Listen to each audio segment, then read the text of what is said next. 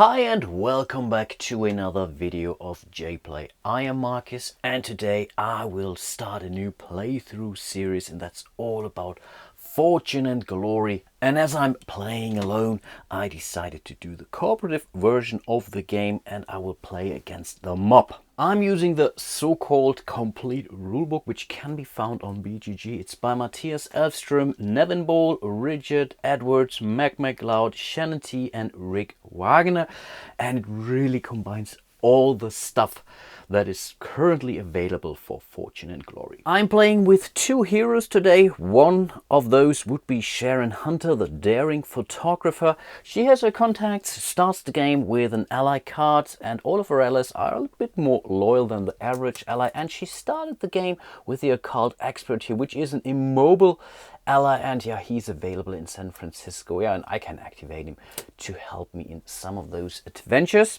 I'm also playing with those personal missions, so you get to draw two at the start of the game and choose one, and here I decided to go with this Research Fate mission, personal mission. I have to recover this Ankh Fate artifact, and if I would do that from now on, gain +2 adventure dice on all tests while on those Fate adventures. And that's pretty good combination because the occult expert here gives me 3 adventure dice on myths or magic adventures. Apart from that, she's well traveled, so it costs her 1 less movement to enter any sea space. It's still a minimum cost of 1, and flying between cities costs you 1 less fortune than normal, so that's definitely helpful. And our second hero for today is Nigel Harrington, the big game hunter. He's a marksman, so he hits pretty well, to be honest. He will never escape from a fight because he's bright after all, but he gains +2 fight dice against any animal enemies and +2 adventure dice on any animal tests. His personal mission: taking care of business, defeat a mob enemy in combat. Therefore, he would gain 1 of those fortunes. And speaking of fortune, in order to win a cooperative game with 2 heroes, we have to get 20 of those fortune coins in total. On the other hand, the Vile organization will win this game if this villain track here reaches space number 15. This is a slight deviation to the complete rulebook, but I believe they claim that the Vile organization will win at 18, but to be honest, for me, this sounds a little bit lame, so 15 it is. And with 2 heroes, we also have 2 villains. That's Joey Smiles and Mickey the Hammer. Mickey the Hammer is still ready to go, so he will join the party during the end phase or the villain phase of the next round. But Joey Smiles is already right here at this artifact here, which is the Armor of the Pale Moon, which is worth 7 fortune and only requires you to overcome 2 dangers. Overall, that's really, really great. Apart from the Armor of the Pale Moon, we also have the Crown of Hades, the Heart of the Ancients, and the Axe of the Dead. And they are in Italy, in Bayeux area, and in the British Isles apart from that.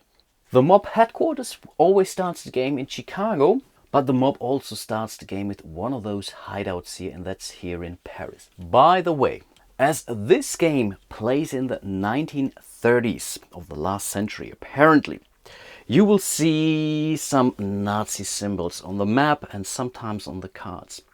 In Germany, that's a little bit problematic, so I have to make sure you don't see those, or I don't show them to you. This might seem a little bit odd for viewers outside of Germany and maybe even outside of Europe or whatnot, but I really want to be better safe than sorry, so I don't want to be at any part in this. So there will be Nazis, or I'm pretty sure we will fight some Nazi enemies at some point in time, but yeah, I will simply not show you the appropriate symbols. I decided to go all in, so I'm also using those dog tokens here, and at some point in time I may really start using them, and I will also use the Major City Epic Events card. So whenever you are in a major city and you draw this just as normal day in the city or something like that, then you would roll the die for the appropriate city and then some stuff will happen. I think without further ado, I will now start playing the game. I will explain all the rules as I go, so if you haven't seen a playthrough before, if you haven't played this game before, you will definitely learn the game. The game is not really complicated per se, but there are a ton of exceptions and tiny little rules and things like that I will most likely forget 1 or 2 things. If I catch an error, or maybe more, or if you catch an error, I will really try to correct that error in the next episode. But I think I will only, let's say, make it more difficult for me. So if I miss to whatever, get a free event card or another freebie, then I will call it a day. But if I really, whatever, do something that's in favor for me, whatever, missing to roll for a villain or something like that, then I will really try to take that back during the next episode. Again, bear with me, I will most certainly do something wrong here.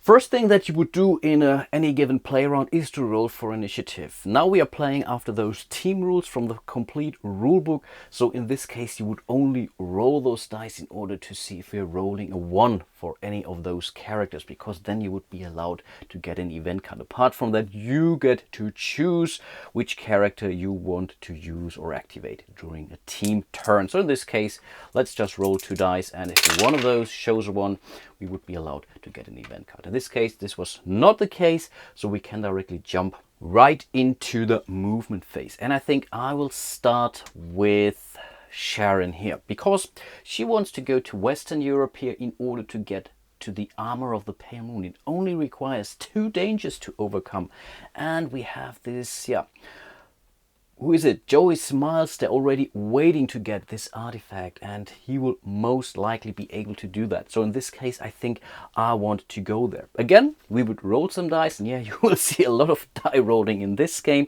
This is pretty much my normal movement roll. So let's see what we get. That's a 4, which is good. Again, if we would have rolled a 1, we would be entitled to get 1 free event card. An event card are I think, to 99% good. I think with some of the expansions, some of the not so cool event cards came into the game. She's now allowed to travel into sea space with 1 movement point less. Normally, moving into the North Atlantic would cost you 3 movement points. For her, it's only 2.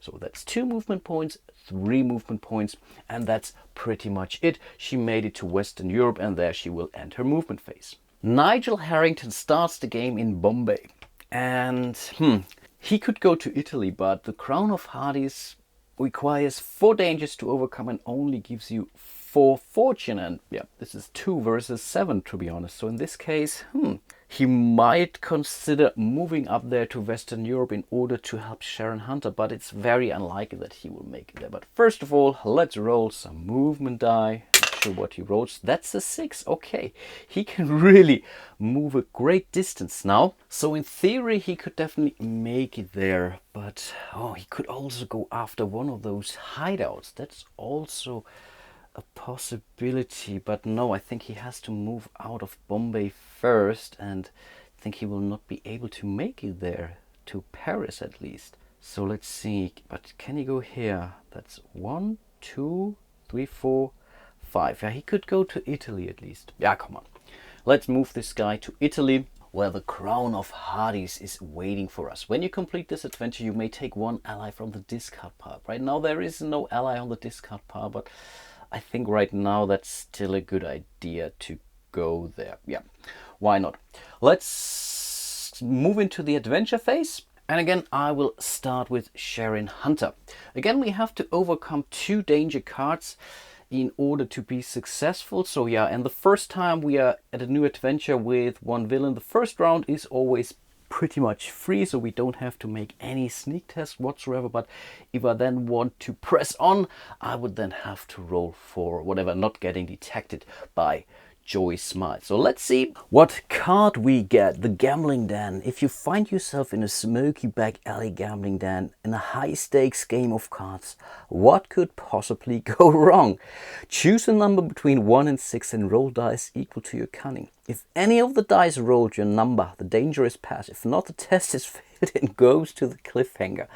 Are you kidding me? Okay, her cunning is not really bad, so that's a 3, so she would be allowed to roll 3 dice, and I think I will announce the 3 to be my lucky number. So if any of those 3 dice now shows a 3, I would have overcome this first danger. That's really unusual one, to be honest, so great start.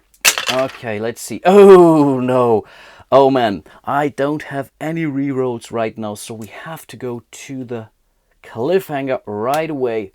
Out of luck. Okay, we can now do an agility test. Nothing worse than a poor loser. and or we could fight, and then I would have to fight some mobsters, and they gain +2 fight dice. Wow, that's a tough one. The problem is now her adventure phase now ended, so I really should have sent Nigel Harrington up there, but this was really a very bad starting card. Okay, then it's Nigel. He wants to find the Crown of Hades. He has to overcome 4 dangers, so let's see what the first danger card would be. And here it's Smoking Building, and that's one of the awesome cards that Ninja Dogs, Tristan Hall, published on BGG, and they really add so many additional awesome new cards to the game. Really love it. Well job, Tristan. Smoke billows out from under the door in your accommodation.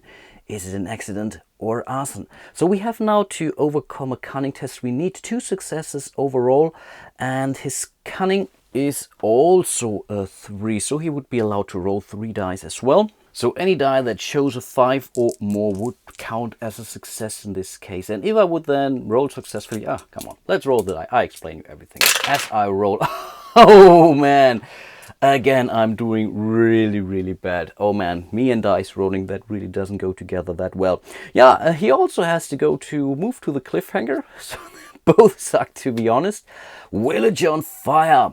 Okay, a blazing inferno takes the building and you must escape with your life. Agility 5+, or a combat test of 6+, but only 1 success. Are you kidding me? Wow, this was really bad.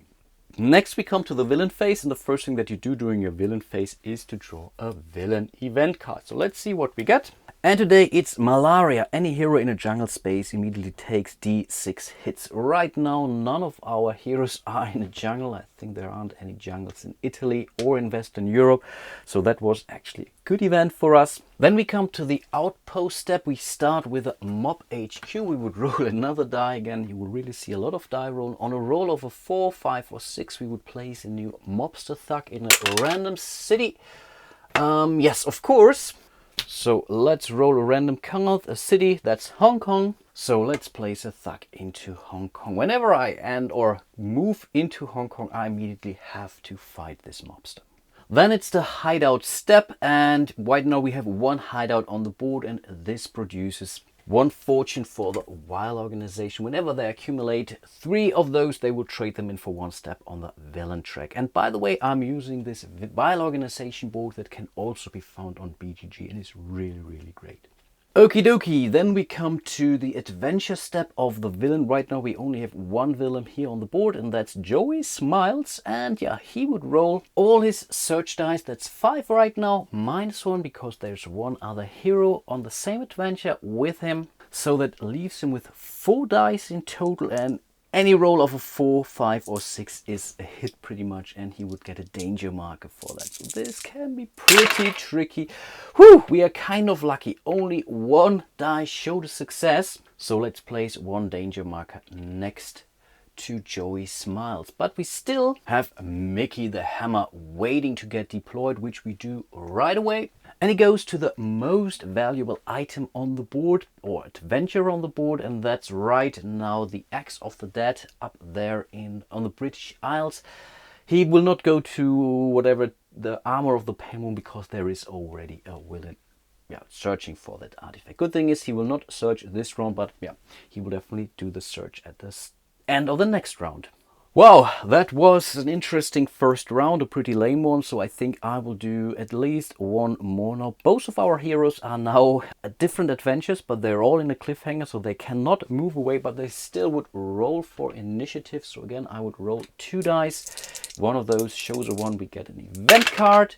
Yes, luckily, wow, we got an event card. Because we are playing cooperatively, I simply get the card in, let's say, 1 combined pool. So let's see what we get. And here we found bold action. Play on any hero, including yourself, to give them +5 adventure dice for 1 roll. Awesome. Or play on any hero to give them +3 move this turn. It's time to get serious. This is perfect and can really help us getting out of those precarious situations at both of those cliffhangers. So we will certainly keep that card. So I really hope I will not forget it. Even though we are not allowed to move away, we can still roll the movement die, because again we could get some event cards for any roll, we would roll. So let's see. No, unfortunately not.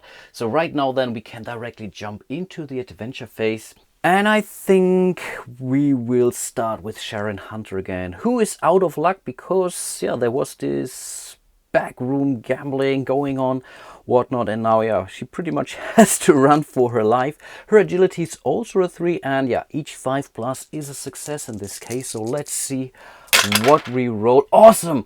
Those are 2 successes, so we passed this test right away.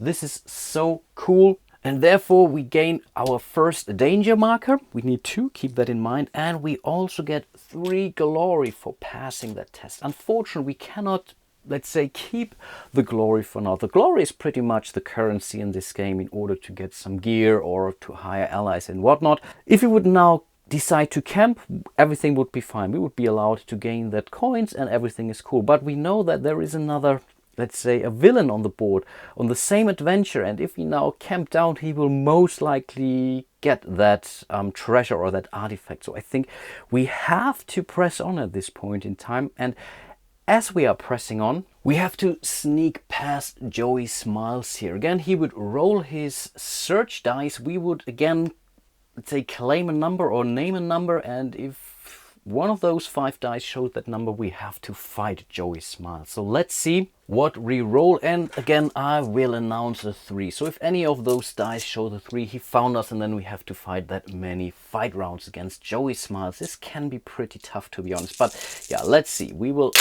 roll. No 3. He didn't find us. That's so cool. So we can directly move into the next danger, which is followed by cultists. You're being followed. Lose them down a back alley or turn around and say hello. She's not really the greatest fighter in the world. She can hold 7 wounds, but her defense is 0. So I think in this case, she would go for a cunning test. We only need to roll a 4 in order to get a success. And as long as we're rolling successes, we can continue rolling, which is a good thing. Remember, she has still 3 dice for cunning. So let's see what we roll. Again, we want to see as many 4s as possible, at least 1.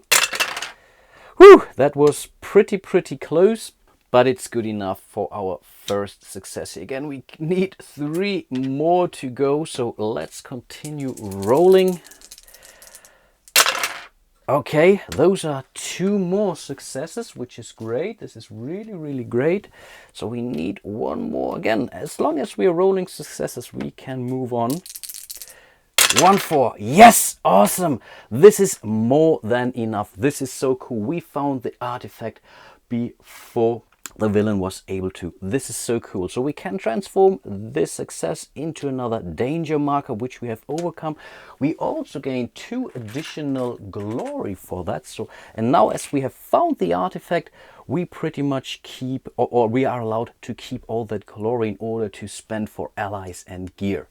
Great. And of course, here is the first thing I forgot. I forgot to activate my occult expert because the armor of the pale moon was pretty much a magic adventure here. So he would have allowed me to roll 3 more adventure dice. But in this case, everything was fine. So I'm not complaining.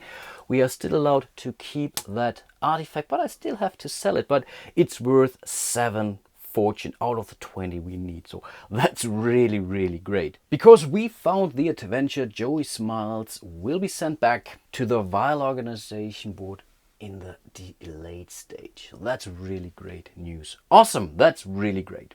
Okay, then it's Nigel Harrington. He's also in his private cliffhanger here, Blazing Inferno, and he can now decide to go for an agility test or for a combat test.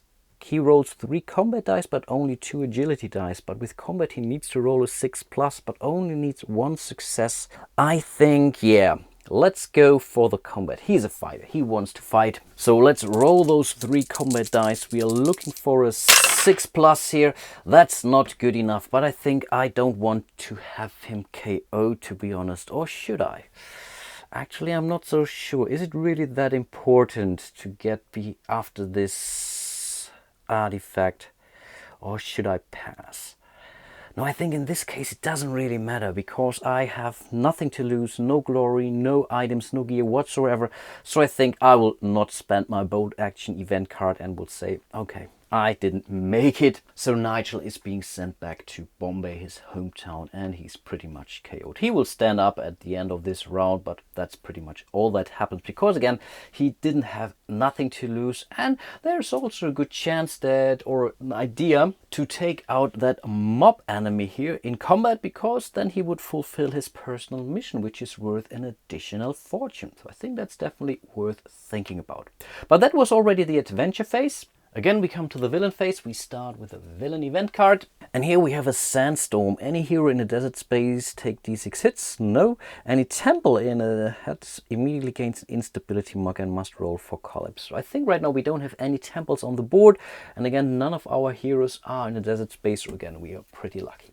Okay, let's go into the outpost step. Let's roll for the mob HQ if they would spawn a new Thugster. Yes, they do. And this time they will send one of their guys to Tokyo. So it seems they are in some kind of negotiations with the Yakuza heroes. So interesting. Again, we have only one outpost on the board, but they still get one additional fortune for that. So the next fortune they get would increase the villain track by 1. But right now I think we are doing pretty much okay. Let's move into the villain adventure step, and I think we can stay here. So this guy moves to the ready state now. But we have Mickey the Hammer here at the Axe of the Dead, or he will try to find the Axe of the Dead. He has a search value of a 4, so he will roll all 4 dice, and when he's searching, he gets a wound when he's rolling a 1 or 2 because he's blunt. Isn't that nice? So let's see what he rolls. Again, 4, 5 and 6s. Those are numbers we don't want to see. Oh man, guess what? That's 3 successes. He gets a wound, but after all, he also managed to get 3 successes. And that's already enough to find the Axe of the Dead. Oh man, this really hurts. So those guys now get the Axe of the Dead. We will place it in the Vault of the Vile organization. They now manage to gain those 2 symbols. There are some cards that refer to that. And here this board really comes in handy again.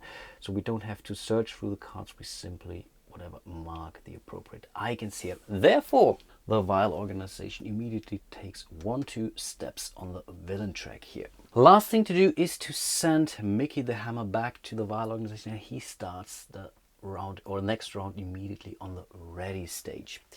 Okay, I think that was the villain phase. Next we come to the end phase. So Nigel is allowed to get up pretty much, and then we have to place 2 new artifacts, because there should always be ever at least 4 artifacts on the board. So let's see, that's the artifact, that's the gloves of death. Okay, gain +1 glory for each danger overcome while on this adventure. Okay, that's a good one. So that's the new B one. So let's see where this would be placed. And that's the Indonesian jungle. Okay, interesting. And because that adventure is in a deep jungle, this is also worth 2 additional fortune. Isn't that nice? So I think I will place it onto the card. So in total, that's 6. Wow, that's not bad. But we are not done yet. We still have to place a 4th adventure onto the board. And I reshuffled the discard pile for the locations back into the location stack, because there was this symbol on the card. And here it says the Amulet of Time. Okay, any dangers not completed during the current game round do not count toward recovering this artifact. So I understand it that you pretty much have to do this in one go, huh? Would you agree to that? I will play it that way. So let's see where we have to place that card, and this goes to the Heartland, which is pretty much next to the mob headquarters. Okay, that was really a very interesting first round, to be honest. We were able to find an artifact. The villains were able to find an artifact. So overall, things are looking pretty much okay, I would say. And I think I will call it a day for now. So I think next episode will be a little bit longer, or at least I will show at least one more turn or so. But I'm really looking forward selling this artifact in one of the cities around me. Interesting stuff. I really hope you enjoyed my first episode of my playthrough of Fortune and Glory. I love this game really, really much. Unfortunately, I haven't played it for quite some time, and I think this fact will also help me mess up some of the rules. So again, bear with me, and again, I will try to correct them as much as I can. Hope to see you soon in my next episode of my playthrough here or in any of my other videos. And until then, bye bye.